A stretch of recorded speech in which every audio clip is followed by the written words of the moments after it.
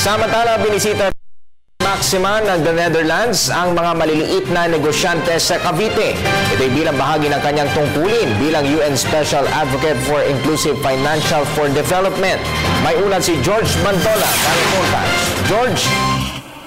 Ralph, sa unang pagkakataon, binisita ng Reyna ng Netherlands ang ilang maliliit na negosyante dito sa Cavite. Sa barangay Apiad, Silang Cavite, kinumusta ni Queen Maxima ang pamilya ni Melissa Garcia, isang 38 anyos na babaeng maliit na negosyanteng nagsimula sa halagang 5,000 piso noong 2010.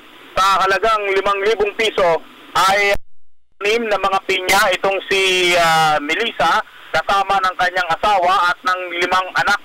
Ang kanyang taniman ay mula sa lupang ipinahiram lamang ng isang Good Samaritan na negosyante at napalago ito na umabot na ngayon ng halos 5 hektaryang taniman ng pinya dito sa Silang Cavite.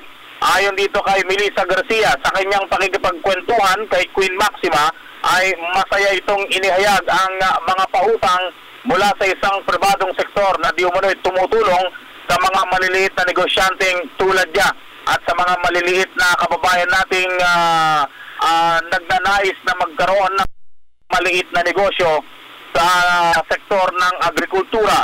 May lagpas 30 minuto nakipagtawanan, nakipagkwentuhan at nakita ng kaseryosohan ang Reyna ng Dutch Kingdom.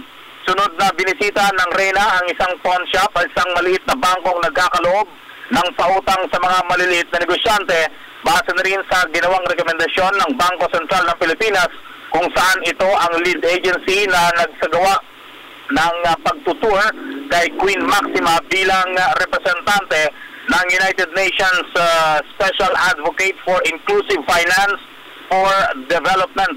Pakay ng pagbisita ni Queen ang mga tulong na naipapaabot nga ng mga maliliit na sektor na nagpapautang o yung mga microfinance institutions sa tulong na rin ng pamahalaan kung paano ito direkta nakakaabot sa mga mamamayan at magiging susi sa pag-angat sa kanila sa kahirapan. Kasama sina Joel Mamaril at Albert Ilona para sa Television ng Bayan, George Bandola.